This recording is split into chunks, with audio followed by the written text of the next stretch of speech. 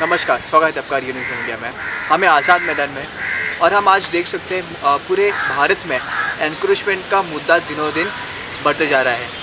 जो राजनेताओं को हम मतदाता वोट करते हैं, वोटर्स वोट करते हैं, आज उनके घरों से राजनेता उनको बेघर कर रहे हैं।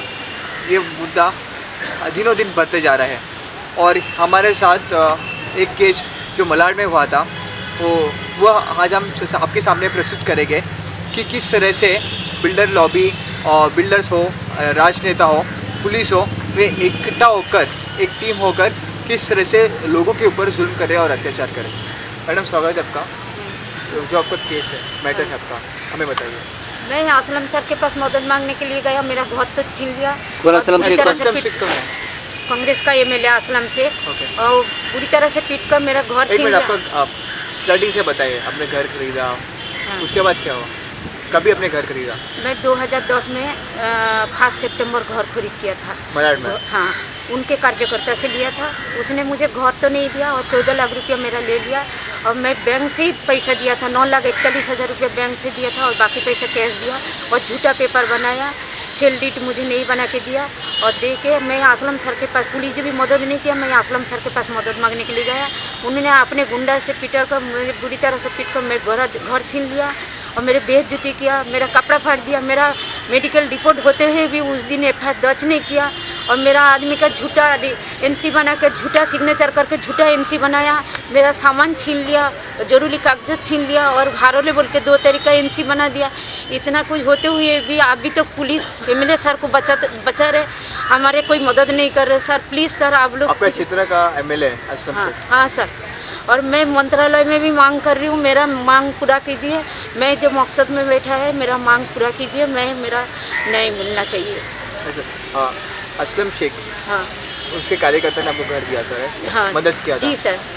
कितना नुकसान आपको हुआ और घर तो आपको मिला नहीं? बहुत नुकसान हुआ। आज 5 साल से मैं बेघर है, मेरे पास में रहने का कोई घर नहीं है, मैं बहुत परेशान हूँ। आपके स्थानीय एमएलए ने, नगर से आपको कोई मदद नहीं किया? कोई नहीं मदद किया, सबके पास गया। महाराष्ट्र में गृह मंत्री, मुख्यमंत्री और प्रधानमंत्री सर के पास, राज्यपाल, राष्ट्रपति, सबके पास मैं गुहार लगाया, कोई मुझे मदद नहीं किया। ये तो एक तो और ये जो गोपाल शेट्टी साहब, उनके पास में भी गया और कामत साहब, गुरुदास कामत और संजय निरुपम साहब के पास, सबके पास मदद मांगा, कोई मुझे मदद नहीं किया। आज इसीलिए मैं आज़ाद मैदान में, आज 55 दिन हो गया आज़ाद मैदान में अनशन पोषण में बैठा हूँ। हम क्या मांग है आपकी आपके हमारे मंत्री से, महाराष्ट्र के मंत्री से? मेरे को महाराष्ट्र मंत्री लोग के पास मुझे मांग है, मेरे को मेरा न्याय मिलना चाहिए। मेरा जो बेघर किया घर से, मेरे को घर देना चाहिए और मेरा परिवार को पूरा बर्बाद किया और मेरा हस्बैंड को भी पागल जैसा बना दिया। आज मेरे पास में कुछ नहीं है, मुझे न्याय दीजिए, मंत्रालय से मुझे न्याय कैसे भी करके दीजिए। और अगर आपकी मांग पूरी नहीं होती है तो आप किस तरह से आपके? मैं यहाँ से आत्मदाह कर लूँगा। मैं इतना तक बोल के आया, वो अभी भी मैं वही वेट में रखा है जो 23 तारीख को मैं न्याय नहीं मिलेगा तो मैं आत्मदाह करूँगा। इसीलिए मंत्रालय में मैं मांग रखा जब मुझे जल्दी से जल्दी न्याय दीजिए। और कमिश्नर सबको भी रिपोर्ट मांगा, उसने भी देने को तैयार नहीं है। वो कमिश्नर साहब फ़ोन भी नहीं उठा रहे, बार बार मिलने को कोशिश किया, वो भी मिलने नहीं। क्यों ना गृह मंत्री साहब उसको रिपोर्ट बोला था जी इसका कार्रवाई जल्दी से जल्दी करो। हाईकोर्ट से भी, ये देखिए, हाईकोर्ट से भी रिपोर्ट दिया और वो रिपोर्ट में भी उसने न्याय देने को तैयार नहीं है। ये हाईकोर्ट का रिपोर्ट।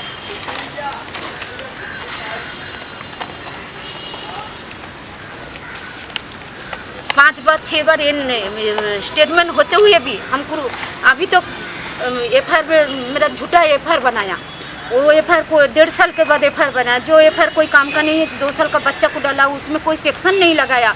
एक लेडीज़ के ऊपर हाफ मर्डर का केस लगता है, लेडीज़ को मारा था, इतना जो खून बह रहा था, उसका हाथ फ्रैक्चर हुआ था, तो भी फिर भी उसके ऊपर एफआईआर दर्ज नहीं किया। 1.5 साल के बाद जो एफआईआर बनाया वो झूठा एफआईआर, हमारे स्टेटमेंट के मुताबिक एफआईआर नहीं बनाया। प्लीज़ आप लोग हमारा मदद कीजिए, आप पूरा मांग मेरा ये कीजिए। नहीं मिलना चाहिए मुझे, मैं आज बहुत परेशान हूँ। मेरे बच्चा को मैं छोड़ के आया, आज कितना दिन से घर में ही नहीं गया, कुछ नहीं। मेरा पास में घर किधर है? आज मेरे पास में रहने का कोई जगह नहीं है। सब पैसा लूट गया, मेरा पैसा चला गया। मैं दूसरे के पास कर्जा लेके मैंने घर लिया था। एक छोटा सा आस में, घर के आस में आज इतना बड़ा मेरे को परेशान होना पड़ा। इस एमएलए के जैसा मेरे को इतना बड़ा परेशान उठाना पड़ा। एमएलए ही सब धोखाबाजी किया। एमएलए चाहता था तो मुझे उसी टाइम में न्याय दे सकता था कि, लेकिन एमएलए नहीं चाहा मुझे न्याय मिलूँ। क्यों ना पुलिस चौकी उसका गुलाम हो गया ना, मालवनी चौकी, इसलिए पुलिस उसका ही बात सुनता है। असलम के बाद हमारे बात क्यों सुनेगा पुलिस? अभी भी पुलिस यही कर रहा है। मैं जब भी जाता है वही झूठा बात करता है। उस दिन भी गृह सचिव साहब मुझे भेजा था मेरा आदमी को, उससे कमिश्नर साहब बोला कि जाओ मालवनी जाकर तुम पूछो क्या रिपोर्ट है। मालवनी गया तो मालवनी वाला कुछ रिपोर्ट देने को तैयार नहीं है। इधर आज़ाद मैदान में बैठा, आज़ाद मैदान में आके भी मेरे पास से स्टेटमेंट लेके गया, उस स्टेटमेंट के ऊपर कोई कार्रवाई नहीं। तो बार बार स्टेटमेंट दे के कोई कार्रवाई नहीं होता है तो क्या फ़ायदा सर? आप बोलिए, कुछ फ़ायदा है हमारा?